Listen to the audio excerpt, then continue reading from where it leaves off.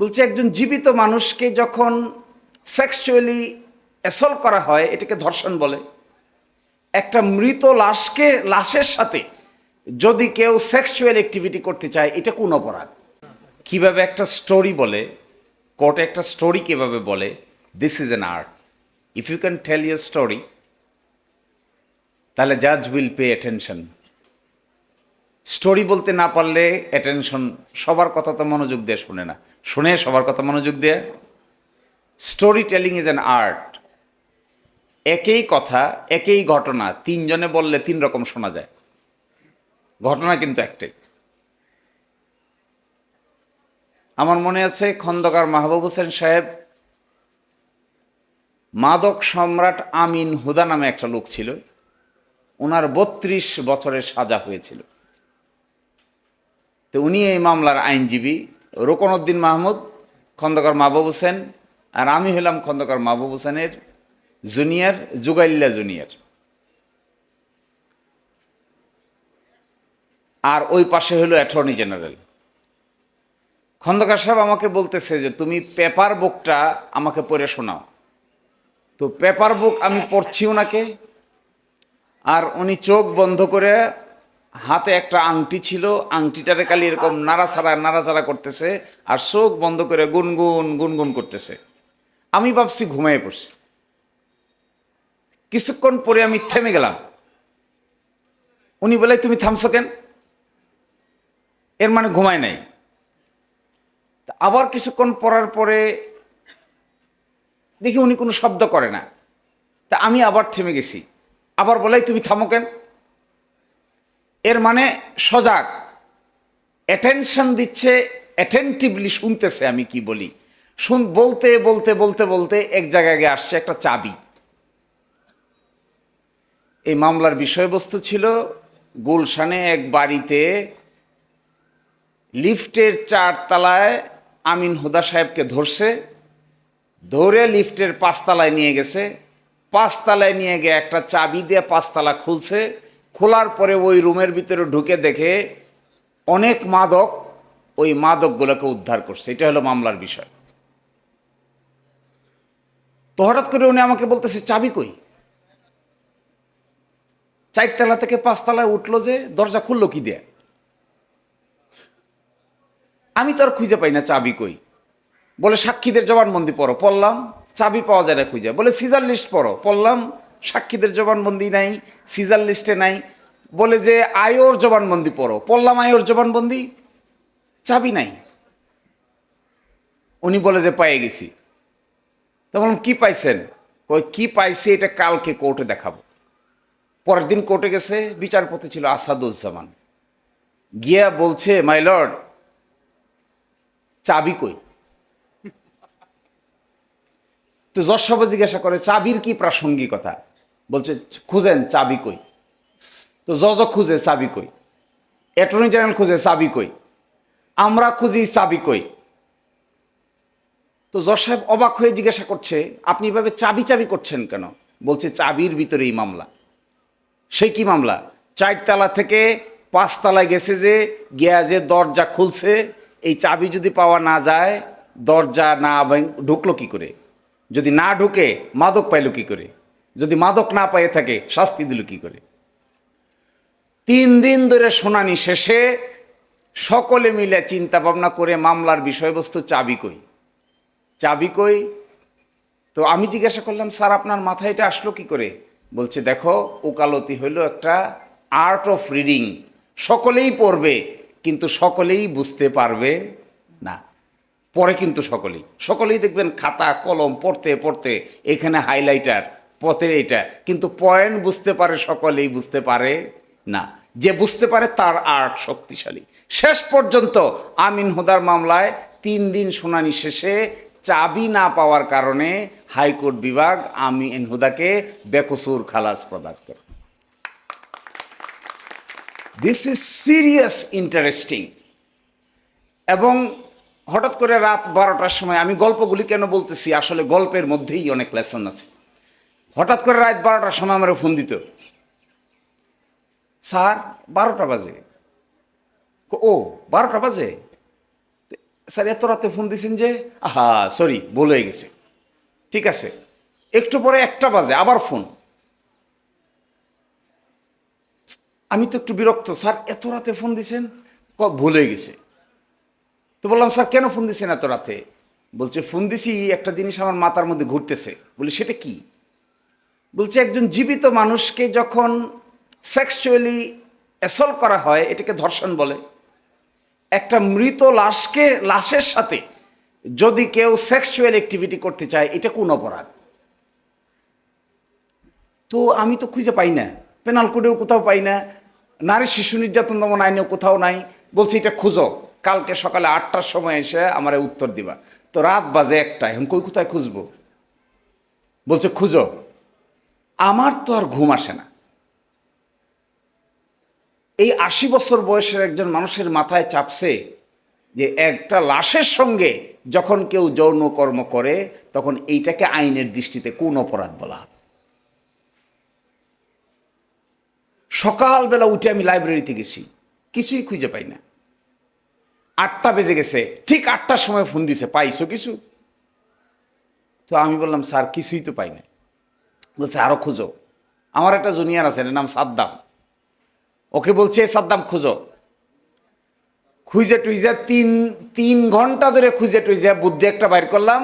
কারণ ওই সময় পত্রিকায় একটা খবর বেরিয়েছিল যে কোনো এক হাসপাতালের মর্গে কাজ করে যে ডোম, এই ডোম নারী লাশদেরকে যখন এখানে এসে পোস্টমর্টেম করতে নিয়ে আসতো তখন ওই ডোম পোস্টমর্টেম করার নারী লাশদের সঙ্গে যৌন কর্মে লিপ্ত হইতো। এটা পত্রিকায় বের হয়েছিল, শুনেছেন এটা? তখন পত্রিকাওয়ালারা জিজ্ঞাসা করছে খন্দকার সাহেব এইটা কোন আইনে বিচার হবে? হায়, 80 বছর বয়সের একজন মানুষের মাথায় কিলবিল কিলবিল করে। শোনেন, আরেকদিন রাতে হঠাৎ করে দেখি 2:45টার সময় কল দিছে, 2:45 বাজে। তা আমি একটু হতচকিত হয়ে ঘুম থেকে জাগছি, 2:45টার সময় সিনিয়র কল দিছে, নিশ্চয়ই কারো মৃত্যু টিত্যু মনে হয় কিছু একটা হয়ে গেছে। 2:45 বাজে ফোন দিয়ে বলে আমার ঘুম ভেঙে গেছে। বললাম কেন স্যার ঘুম ভেঙে গেছে? কই ডিস্ট্রিক্ট কোর্টে মানুষকে মৃত্যুদণ্ড দেয়, মৃত্যুদণ্ড দেওয়ার সাথে সাথে একে যে মৃত্যুর সেলে পাঠিয়ে দেয় তার মৃত্যুদণ্ড তো তখনও কনফার্ম হয় নাই, তা তারে কেন মৃত্যুদণ্ড দেওয়ার সাথে সাথে মৃত্যুর সেলে পাঠিয়ে দিল? বলে তুমি এটার পিছে লেগে যাও। আমি বললাম স্যার 2:45 বাজে রাত। কোহো, আমার মাথায় নাই যেটা 2:45 বাজে। আমার এখনো মনে পড়ে এটা ওনার জীবনের শেষ সময়কার কথা। করোনা হয়েছিল, করোনার সময় নিয়ে গেছে ওনাকে আইসিইউতে। উনি আর সকলেই আশা ছেড়ে দিছে যার কোনো দিন উনি আসতে পারবে না, লাংয়ের 70 ভাগ ড্যামেজ হয়ে গেছে। এখান থেকে উনি বেঁচে এসে বলে আমার শেষ জীবনে একটা কাজ করে যেতে চাই। মৃত্যুদণ্ড কারো হইলে মৃত্যুদণ্ড কনফার্ম হবে কখন? গাজীপুর কোর্ট মৃত্যুদণ্ড দিয়েছে, এটা হাইকোর্টে গিয়ে রেফারেন্স হবে। হাইকোর্ট মৃত্যুদণ্ড কনফার্ম রাখছে, এটা সুপ্রিম কোর্টে আপিল হবে। সুপ্রিম কোর্ট কনফার্ম রাখছে, তারপরে আবার রিভিউ হবে। তারপরে মৃত্যুদণ্ড কার্যকর করার সুযোগ আসবে। যদি কেউ রাষ্ট্রপতির কাছে ক্ষমা চাইতে চায় তাও চাইতে পারবে, তারপরে না কার্যকর করার সুযোগ আসবে। কিন্তু যেদিন গাজীপুর ডিস্ট্রিক্ট এবং সেশন জাজ কিংবা একজন এডিশনাল সেশন জাজ যেদিন মৃত্যুদণ্ড দিয়েছে এই দিনেই তো তাকে মৃত্যুর সেলে নিয়ে যাওয়া হচ্ছে। তাহলে হাইকোর্টে এই মামলা শুনানি হইতে 6 বছর, আপিল বিভাগে শুনানি হইতে 8 বছর, 6 আর 8-এ 14 বছর, রিভিউ শুনানি হইতে আরো 2 বছর, 16 বছর জীবিত থাকা অবস্থায় মৃত্যুর সেলে থাকতে হয়। উনি বলতেন এটা কখনো আইন হইতে পারে না, তুমি এটার পিছে লাগো। তা আমি লাগলাম এটার পিছে, 3 মাস শুধু খুঁজলাম আসলে কি, কেন নেয়? মৃত্যুদণ্ড কনফার্মেশন ছাড়া তো মৃত্যুদণ্ড হয় না। তাহলে যে ডিস্ট্রিক্ট কোর্ট মৃত্যুদণ্ড দিছে, দেওয়ার সাথে সাথে মৃত্যুর সেলে নিয়ে যাওয়া হচ্ছে, এর মানে কি? খুঁজে খুঁজে উনি আমাকে বললেন একটা রিট পিটিশন করো। বলি কি রিট পিটিশন করবো স্যার? বলে রিট পিটিশন করে বলো মৃত্যুদণ্ড ফাইনাল হওয়ার আগ পর্যন্ত কাউকে যেন মৃত্যুর সেলে না নেওয়া হয়। তা আমি মামলা করে গেলাম এক কোর্টে, স্যার অসুস্থ, আমাকে বলেন আমি এই মামলা করতে পারবো না, তবে এই মামলা যে তুমি করতেছো এটা আমি দেখতে পারবো। তো বল স্যার কোর্টে আসবেন? বলছে যাব কোর্টে, কিন্তু বসে থাকবো, কিন্তু কিছু বলতে পারবো না। ওনার ওয়াইফ ওনাকে গাড়ি দিয়ে নিয়ে গেছে, উনি আমার পিছনে বসে রয়েছে, আমার হাত পা কাঁপতেছে। সিনিয়র সামনে থাকলে হাত পা কাঁপে, এটা বেশি দিন আগের কথা না। এই রেসপেক্ট বোধ না থাকলে আইনজীবী হওয়া যায় না। সিনিয়র যে পর্যায়ের হোক না কেন, ডানে বামে থাকলে জুনিয়রের হাত পা কাঁপাটাই স্বাভাবিক। আমার হাত পা কাঁপতেছে, আমি দাঁড়ায় বলছি, my lord, this is a lawful challenge that we have challenge the provision of law, unless a death penalty is finalised, nobody should be taken to the condemn cell. জজ সাহেব বলছি, জীবনে তো এই কথা শুনিনি। বলছে আপনার মৃত্যুদণ্ড হয়েছে? বলছে হয়েছে। তা আপনাকে তো মৃত্যুর সেলে নিবেই। বললাম যে কনফার্ম তো হয় নাই। তাহলে কেন নিবে? বলছে what do you mean by that mister Mani, what do you mean by that? Argument করলাম 2 দিন ধরে, রুল দিতে চায় না। কই no no no, that will open a new window, don't come to this type of atypical writ petition. 2 দিন argument করে 3য় দিনের দিনে অ্যাটর্নি জেনারেল এসে ভয়ানক বাধা দিল, no such writ petition will be entertain. এরকম রিট পিটিশন যদি আপনারা অ্যালাউ করেন, তাহলে আজকেই যত লোক মৃত্যুর সেলে আছে এরা সবাই ওই মৃত্যুর সেল ভেঙে বাইরে আসার চেষ্টা করে। 3 দিন পরে 3য় দিনের মাথায় জজ সাহেব কনভিন্স হয়েছে। কনভিন্স হওয়ার আগে আমাকে বলল আমি মৃত্যুর সেল পরিদর্শন করব। তা আমি হাইকোর্ট ডিভিশন জজ সাহেবকে বললাম যে আমার সাথে নিয়ে যান। কয় না, আপনাদের নিয়ে যাওয়া যাবে না, আমরা পরিদর্শন করে দেখে আসব যে মৃত্যুর সেল কেমন, এরপরে এসে আদেশ দিব, এর আগে দিব না। বললাম কই যাবেন? বলে একটা যাব ফরিদপুর, আর একটা যাব টাঙ্গাইল। 2 জজ সাহেব গাড়ি ঘোড়া সব জেল কর্তৃপক্ষকে কোনো ইনফরমেশন দেওয়া ছাড়া গেছে ফরিদপুর, এরপরে গেছে টাঙ্গাইল। ফরিদপুরে গিয়া দেখে মৃত্যুর সেলে যেখানে রাখে এটা পুরনো আমলের জেলের মডেল, ভাঙ্গে ভাঙ্গে পড়তেছে। 8 ফিট বাই 8 ফিট একটা রুম, ভেন্টিলেশন নাই, রুমের ভিতরে বাথরুম, 2 জন থাকে এক রুমে, কমর সমান বেড়া হলো বাথরুমের, বাথরুম করলেও একজন আরেকজনকে দেখতে পায়। টঙ্গীতে গিয়ে দেখে যে না, এই জেলটা একটু উন্নত। ও টাঙ্গাইলের জেল একটু উন্নত। তারপরে গেছে কেরানীগঞ্জের জেল আরেকটু উন্নত, এটা আরেকটু সিস্টেম ভালো। এসে জজ সাহেবরা আমাকে বলেন আসেন এবার আমরা আদেশ দিব। অ্যাটর্নি জেনারেল কত বাধা দিল, একেবারেই মানলো না। শেষ পর্যন্ত আদেশ দিল হাইকোর্ট, মৃত্যুর সেলে মৃত্যুদণ্ড চূড়ান্ত হওয়ার আগে কাউকে নেওয়া যাবে না। এটা সুপ্রিম কোর্টে গেল, চেম্বার জজ স্টে দিল, ফুল কোর্টে শুনানির জন্য আছে, আজকেও ছিল। আশা করি আগামী 2 সপ্তাহ কিংবা ঈদের পরে পূর্ণাঙ্গ আপিল বিভাগে এই মামলা শুনানি হবে। এটা ছিল খন্দকার মাহবুব হোসেন সাহেবের জীবনের শেষ সময়ের ওসিয়তের মতো। ইনশাআল্লাহ এই মামলা করে এই আইন যদি এস্টাবলিশ করা যায় যে মৃত্যুদণ্ড চূড়ান্ত হওয়ার আগে কাউকে মৃত্যুর সেলে নেওয়া যাবে না, তাহলে একজন আইনজীবীর জীবনে এর চাইতে বড় খুশির খবর আর হতে পারে না। এখন প্রশ্ন হলো, my dear brothers and sisters, একটা আইন আছে, নাম হলো প্রবেশন। নাম শুনছেন? The probation ordinance 1960। কখনো অ্যাপ্লাই করেছেন? এক মাদকাসক্ত লোক আসছে আমার কাছে,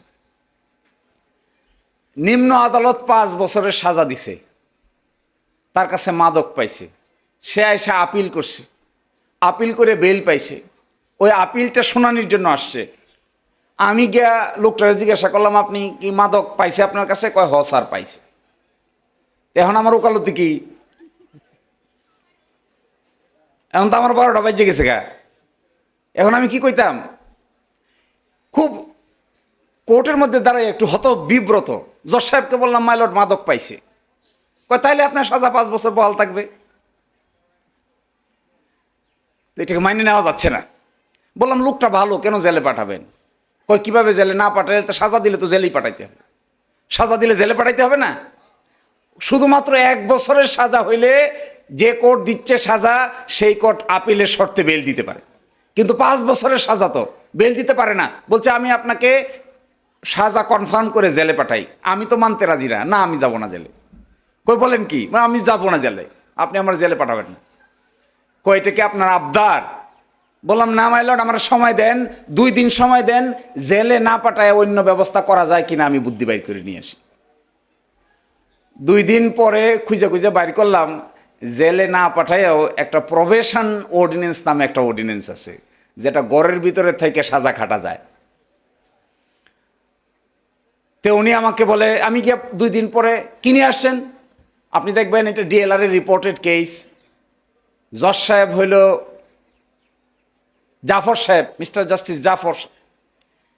কেউ যদি পড়ার সুযোগ পায়, আমি রেফারেন্সটা দিব না, পড়বেন। ডিএলআর এর রিপোর্টেড, সম্ভবত 73 ডিএলআর এর রিপোর্টেড। তো আমি গিয়ে ওনাকে বললাম যে আমাকে আপনি বাড়িতে রেখে সাজা দেন। কইটা কি করে সম্ভব? বলো আইন নিয়ে আসছি। কোথাকার আইন? বলে এই দেখেন প্রবেশন অর্ডিন্যান্স দেখেন। প্রবেশন অর্ডিন্যান্স পড়লো, ভারতীয় 4-5টা ডিসিশন দেখাইলাম, পাকিস্তান সুপ্রিম কোর্টের 2টা ডিসিশন দেখাইলাম। দেখানোর পরে একটু জিম ধরে গেছে, কি এটা? বলে এইভাবে একটা ব্যবস্থা করে দেন। বলছে না না না, আমাদের দেশে হইচই পড়ে যাবে এগুলো করলে। তো বলে আমি আপনার এইভাবে দিতে পারবো না, আপনি দেখবেন গাজীপুরে প্রবেশন অফিসার নামে একটা অফিসার আছে, পাইছেন? প্রবেশন অফিসার কয়, আমি প্রবেশন অফিসারকে একটা আদেশ দিচ্ছি, এই লোকের স্বভাব চরিত্র কেমন, মাদকাসক্ত তো 5 বছর আগে ছিল, এখন কেমন, এটা খবর নিয়ে আসার জন্য 3 দিনের একটা ইনকোয়ারি রিপোর্ট চাইল। ইনকোয়ারি রিপোর্ট প্রবেশন অফিসার 3 দিন পরে এসে ইনকোয়ারিতে বলল এই লোকের 3টে মেয়ে আছে, একটা 80 বছর বয়সের মা আছে, আর ওয়াইফ আছে, আর সেই মামলার পর থেকে সে এখন আর মাদক খায় নাই। তখন আমি ধরলাম খাপটি করে, দেখেন লোক ভালো, এই যে দেখেন প্রফেশন অফিসারের লোক ভালো, আপনি তাকে আমার জেলে পাঠাবেন না। কেন জেলে পাঠাবেন? আপনার কি কোনো প্রতিশোধ নিবেন আমার বিরুদ্ধে? জজের কি কোনো প্রতিশোধ থাকতে পারে? বলছে না। তাহলে আইন আছে তো, কি আইন? আপনি এমন আদেশ দিবেন যে 3টা মেয়েকে সঠিকভাবে লালন পালন করে সে বিয়ে দিবে, আর মাকে তার সারা জীবনের খরচ সহ ট্রিটমেন্ট এমন করে মেনটেন করবে যেন সে আহ বলতে না পারে। এইভাবে 2 বছর তাকে মনিটর করা হবে। 2 বছর যদি সেই কাজ করতে পারে, তাহলে 3য় বছরে আপনি তাকে পরিপূর্ণভাবে নিষ্কৃতি দিয়ে দিবেন। জজ সাহেব বলেন, কই এইটা করার আগে আমার উপরে আলাপ করতে হবে।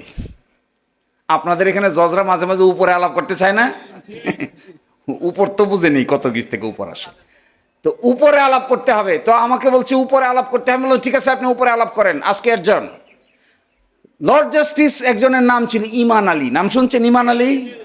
ইমান আলী। তো ইমান আলী সাহেবের সঙ্গে আলাপ করে এসে উনি আমার খবর দিলেন, চেম্বারে গেলাম, গিয়ে বলে যে আচ্ছা ঠিক আছে, উপর দিক থেকে রাজি আছে, চলেন। পরের দিন আদেশ দিল, 3 শর্তে আপনাকে বাড়িতে থেকে সাজা কাটার পারমিশন। একটা হলো 3 মেয়েরে লালন পালন করে শিক্ষা দীক্ষা সহকারে পাত্রস্থ করতে হবে, আর মাকে সকল টেক কেয়ার করতে হবে। আপনি দেখবেন এইটা তখনকার দিনে টেলিভিশন পত্রপত্রিকায় রিপোর্টের আকারে বিরাট বড় পদ্ধতি ডেভেলপ করেছিল। আমি কেন এই গল্পগুলি বলছি? আইনের একটা প্রবলেম নিয়ে যখন আমার কাছে আপনার কাছে আসে, তখন ফিরিয়ে দিবেন না। আপনি অল্টারনেটিভ বুদ্ধি বাইর করবেন, মিথ্যাও বলবেন না। আইন আমরা জানি না দেখা বিকল্প কি কি রাস্তা আছে এটা আমরা খুঁজে পাই না, কিন্তু আইন যারা জানে তারা বিকল্প রাস্তা খুঁজে বাইর করে দেয়। যেমন ধরেন, এখানে তো অনেক নারী আইনজীবী আছে, ওয়াইফ কিলিং কেস আছে না? ওয়াইফ কিলিং কেস একটা করেছিলাম আমি।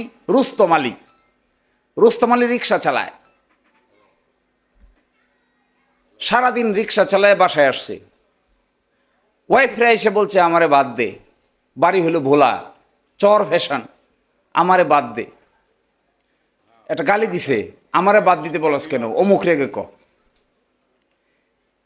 এইটা সহ্য করতে না পারে আমার পাশে ছিল একটা পিড়ি, পিড়ি বুঝেন? খাট, হ্যাঁ, গাজীপুরের লোকেরা পিড়ি বুঝে? খাট, এই খাট নিয়ে মাথার ভিতরে এক বাড়ি দিছে, এক বাড়িতে একেবারে মারা গেছে। দুইটা বাচ্চা আছে। নিম্ন আদালত তাকে মৃত্যুদণ্ড দিয়েছে। হাইকোর্টে আসছে খন্দকার সাহেব আর আমি, আমারে বলে একটা কাজ করো, বুদ্ধি বাইর করো যে 10 বছরের সাজা হবে। এখানে তো আর খালাস করার কোনো সিস্টেম নাই, ওইটা তো আইনের ধরবে না। তো বুদ্ধি বার করে কি করে 10 বছরের সাজা হবে? 10 বছরের যদি সাজা হয় তাহলে যেদিন থেকে জেলে আছে সেই ইতোমধ্যে 9 বছর পর্যন্ত জেলে আছে।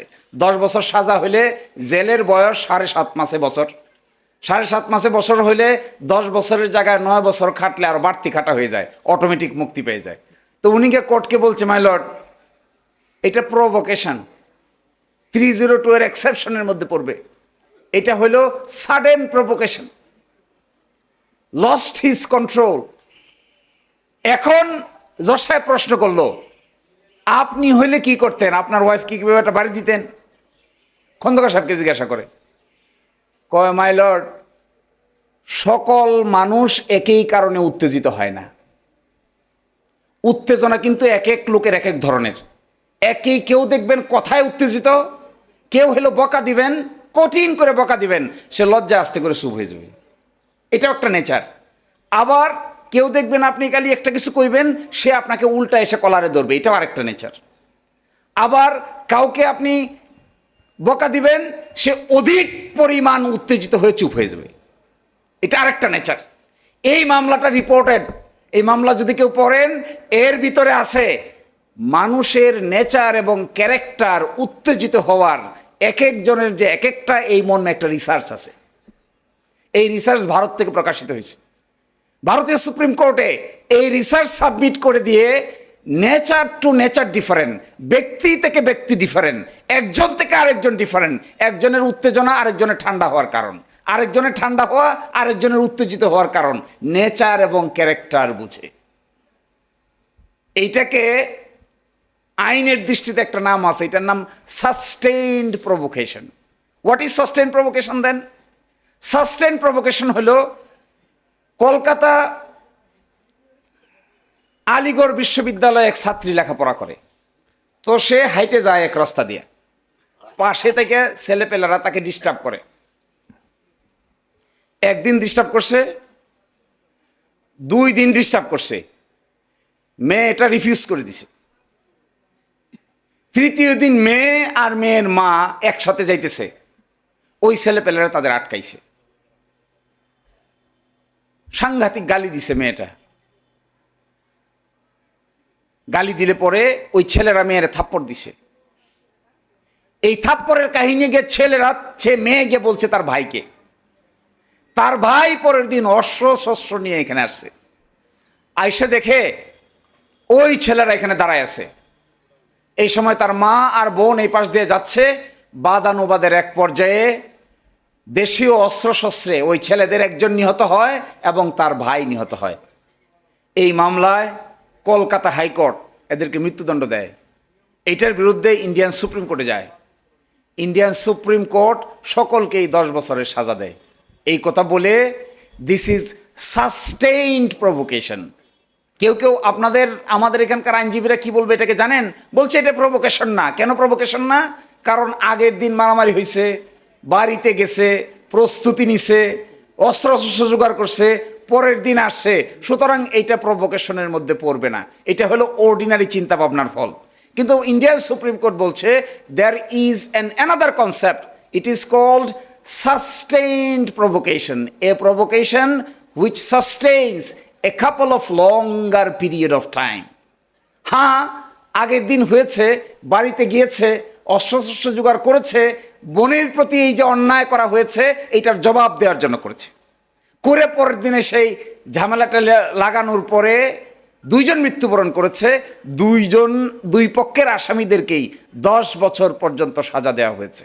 আমাদের দেশে রিভিউ পিটিশনের উপরে কিছু নাই। আমাদের দেশে নিম্ন আদালতে মৃত্যুদণ্ড দেয়, হাইকোর্ট মৃত্যুদণ্ড কনফার্ম করে, সুপ্রিম কোর্ট মৃত্যুদণ্ড কনফার্ম করে, রিভিউ পিটিশন শেষ তো শেষ। ভারতীয় সুপ্রিম কোর্টে নতুন এক সিস্টেম চালু হয়েছে। এটা হলো রিভিউয়ের পরে আরেকটা স্টেজ আছে, এটার নাম হলো কিউরেটিভ পিটিশন। কিউরেটিভ পিটিশন, ভারতে মৃত্যুদণ্ড rarest of the rare case. কেউ যদি পড়ে থাকেন বচ্চন সিং এর case, rarest of the rare case, ওই কেসে প্রথম আসলো যে মৃত্যুদণ্ড দিয়েছে কথা ঠিক, কিন্তু কিছুদিন রেখে দিয়েছে। এই সময় বের হলো যে লোককে মৃত্যুদণ্ড দেওয়ার জন্য চেষ্টা করা হচ্ছে আসলে এই লোক সেই লোক না। আপনারা এগুলো শুনেছেন? একজনের নামে আরেকজন জেলে আছে, শুনছেন না? এটা একটা বই আছে বিখ্যাত, আমি নাম বলে যাই, পড়বেন, কনভিক্টিং দ্য ইনোসেন্ট। বইয়ের নাম হলো কনভিক্টিং দ্য ইনোসেন্ট, অর্থাৎ একজন নিরপরাধ মানুষকে সাজা কার্যকর। এই বই প্রকাশিত হয়েছে ইউরোপ থেকে। 50টা কেস আছে। এই 50টা কেস দিয়ে তারা দেখিয়েছে ইউরোপের এপার ওপার, আটলান্টিকের এপার ওপার, অর্থাৎ একদিকে ইংল্যান্ড আর একদিকে আমেরিকা, এই দুই পারে মিলে 50 বছরের ইতিহাসে 50টির মতো গুরুত্বপূর্ণ মামলা হয়েছে যেখানে একজনের মৃত্যুদণ্ড কার্যকর করতে গিয়ে আরেকজনের মৃত্যুদণ্ড কার্যকর হয়ে গেছে। এই জন্য ওই দেশে সিস্টেম আছে, এটাকে বলে রিভিউ বোর্ড। রিভিউ বোর্ডটা কি? কোর্টের সব কাজ শেষ মানে মামলা শেষ না, তারপরে নথিটা চলে যায় সরকারের কাছে, ওই নথিটা রাখে, প্রিজার্ভ করে। 30 বছর পরে, 40 বছর পরে দেখা যাচ্ছে নতুন কিছু এসে হাজির হয়, এই লোক সেই লোক না। আসলে যে আসামি মার্ডার করছে এই আসামি সেই আসামি না। তখন কি করে? ওই ফাইলটা ওপেন করে রিভিউ বোর্ডের নামে। তো ওইগুলো অনেক লম্বা কাহিনী, সারাদিন রাত বললেও শেষ হবে না। মূল কথা আমি বলে চলে যাচ্ছি। My dear brothers and sisters, I love young lawyers because I love to see them, because they are the ultimate future of the nation. Lawyers are the ultimate cream members of the society. If the lawyers want, they can change the social structure. Other profession people cannot change it. You can change it. You can set such an example where everybody will be bound to follow you. In terms of saying, in terms of doing, in terms of acting, in terms of reading, in terms of writing. এবং আমার মনে হয় এই দেশ যদি ঠিক করতে হয়, 70,000 আইনজীবী যারা আছে তারা যদি প্রকৃত অর্থে রাজনৈতিক লেজুর বৃত্তি বাদ দিয়ে আইনগিরি করতে পারে, দেশের পরিবেশ চেঞ্জ করে দেওয়া সম্ভব। কিন্তু এটা দেখে আমি খুব অবাক হই যে আইনজীবীরাও রাজনৈতিক লেজুর বৃত্তি করে। কি লেজুর বৃত্তি জানেন? বুঝে না বুঝে শেয়াল যায় বলে। আইনজীবীদের মাথাটা must be stronger, lawyer must be stronger. You have a brain, this is an independent brain. You must say black thing black, white thing white, right thing right, wrong thing wrong, good thing good, bad thing bad, no matter who is doing what. এই courage এবং acceptance যেদিন আসবে, সেদিন রাজনীতি বলেন, অর্থনীতি বলেন, সকলেই আইনজীবীদেরকে সমীহ করতে বাধ্য হবে। আর আইনজীবীরা যদি কারো পকেটে জায়গা নিয়ে আরাম পায়, তাহলে ধরে নেবেন মাথা বিক্রি হয়ে গেছে। So we are the lawyers. People say we are social engineer. If we can stand on our own with own independence, with reading and writing, with charismatic capacity, perhaps our parliament will be a new dimensional parliament. আচ্ছা, পার্লামেন্টটা দেখলে মনে হয় না যে আইন না জেনে ওখানে যাওয়া মানে বিপদে পড়া? মনে হয় না এরকম? So unless we understand constitution, there is a constitution in Bangladesh. If we understand the constitution, the spirit of the constitution, the letter of the constitution, the history of the constitution, the future of the constitution, the amendments of the constitution, and then you be elected as a member of parliament, you go to the parliament, you will enjoy. Really, to become a parliament member is an enjoyable teaching. And if you go there without having knowledge on constitutional law, you will find you are lost. You will find no help. তো আমি আপনাদেরকে একটা অনুরোধ করে বলি, যারা young আছেন, be loyal to your senior, be বিদ্রোহী to the system. Be loyal to your senior, otherwise আইন শেখা যাবে না। কিন্তু বি বিদ্রোহী টু দ্য সিস্টেম। যা দেখছেন তা মেনে নিয়েন না। যা দেখছেন তা যদি মেনে নেন, তাহলে জীবনে কোনোদিন স্ট্যাটাসকো পরিবর্তনের স্বপ্ন মাথায় কাজ করবে না। কি দেখছেন? দেখছেন মামলা একটা শুরু হয়তো শেষ হয় না। কি দেখছেন? এজলাস কয়টায় উঠে?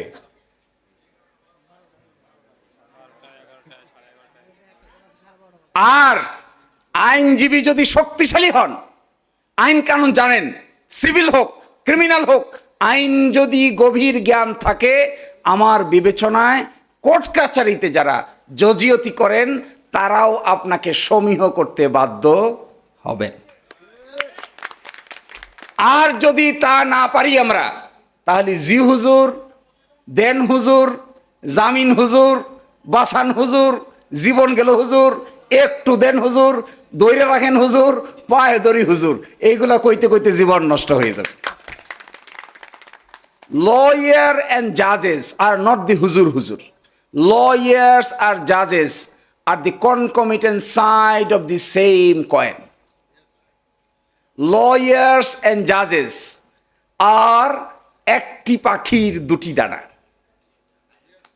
উকিল ছাড়া বিচার করা যাবে না, জজ ছাড়াও বিচার চলবে না। তা আমি মাঝে মাঝে বলি মাই লর্ড, হাইকোর্টের জজদেরকে, যে আপনি ওখানে বসছেন আর আমি আপনার সামনে দাঁড়াই আছি, আপনারা আমার মধ্যে পার্থক্য কি? What is the difference between you and me? You are the judge and I am your officer. I am the lawyer. I am helping you. I am giving you documents. I am arguing the case.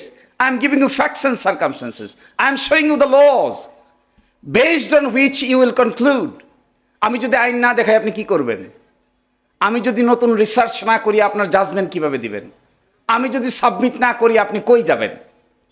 আমি যদি জেরা না করি আপনি কিভাবে কি করবেন? আমি জেরা যদি সঠিকভাবে করতে না পারি সত্য কিভাবে উদ্ঘাটিত হবে? নো, দেয়ারফর আমি বলি, যারা ইয়াং ব্রাদার্স এন্ড সিস্টার্স আছেন, প্রথম 5 বছর সূর্যোদয় সূর্যাস্ত দেখার কোনো দরকার নাই। সত্যিকার আইনজীবী হতে গেলে 5 বছর গভীরভাবে ফেসবুকে সময় না দিয়ে গভীর মাটির নিচে ঢুকতে পারলে 5 বছর পরে একটা প্রকাণ্ড গাছ হিসেবে ডেভেলপ করবেন। আর শুরুর দিনেই যদি টাকা চান, শুরুর দিনেই যদি যশ খ্যাতি চান আর প্রতিপত্তি চান, কিছু টাকাও পাবেন, কিছু যশ খ্যাতিও পাবেন, কিছু নামদামও হবে, কিন্তু এইটাই এখানকার সর্বশেষ অর্জন হয়ে যাবে। আর যদি টাকার বস্তা দেখতে চান, তাহলে শুরুতে কিছুদিন না খেয়ে থাকতে হবে। এবং আমার এখনো মনে পড়ে, আমি ওকালতি শুরু করেছি, আমি একটা ছাত্র সংগঠনে কাজ করতাম, ওইটা শেষ করে আমি যখন ওকালতি শুরু করি তখন সারা দুনিয়ার বহু মানুষ আমার চিনত, কিন্তু আমার মান্থলি আয় ছিল 5,000 টাকা। 2010 সালে 1 মাসে আমি 5,000 টাকা আয় করছি। 5,000। আমার এখনো মনে পড়ে 7-8 বছর আমি ইচ্ছে করে কোনো পাবলিক ফাংশনে যাই নাই, গেলেই মনোযোগটা নষ্ট হয়ে যেত। বিয়েতেও যাই নাই। আমার স্ত্রী বহুবার শাড়ি গয়না পরে বসেছে, বিয়েতে যাবে, শেষে 9টা বেজে গেছে, 10টা বেজে গেছে, 11টা বেজে গেছে। কোথায়? তো বললাম আজকে দয়া করে মাফ করে দাও। প্রথম প্রতিবাদ করত, শেষের দিকে বুঝে গেছে এই ব্যাটারে বললেও আর লাভ নেই।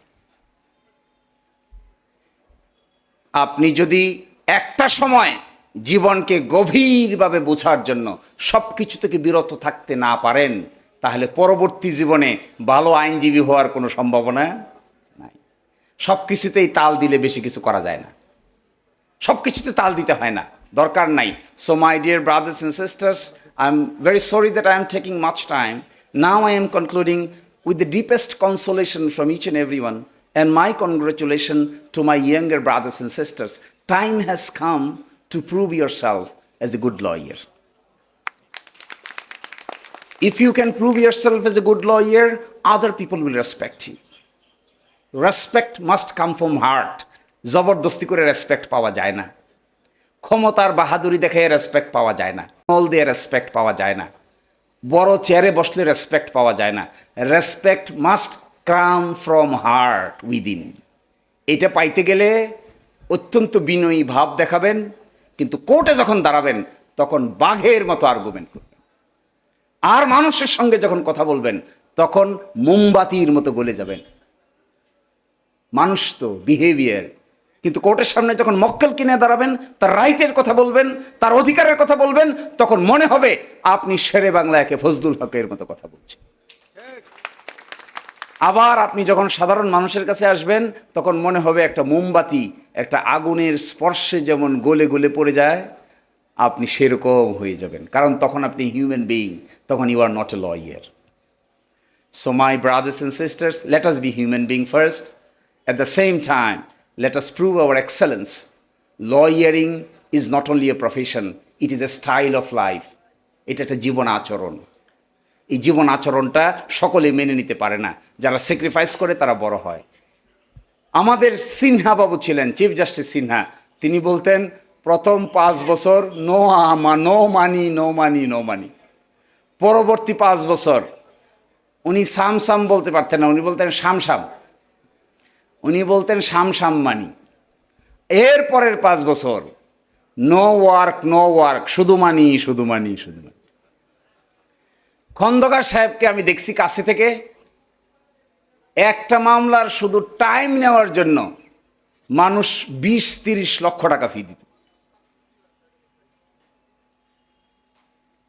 কিন্তু সেই জন্য যে সাধনা, সেই সাধনা পর্যন্ত না করে আগে টাকা দেখলে কাজ হবে না। সাধনাটা দেখতে হবে, টাকা পিছন দিয়ে অটোমেটিক আসবে। আল্লাহ আমাদের সবাইকে বড় আইনজীবী এবং ভালো মানুষ হওয়ার তৌফিক দান করুন। আসসালামু আলাইকুম।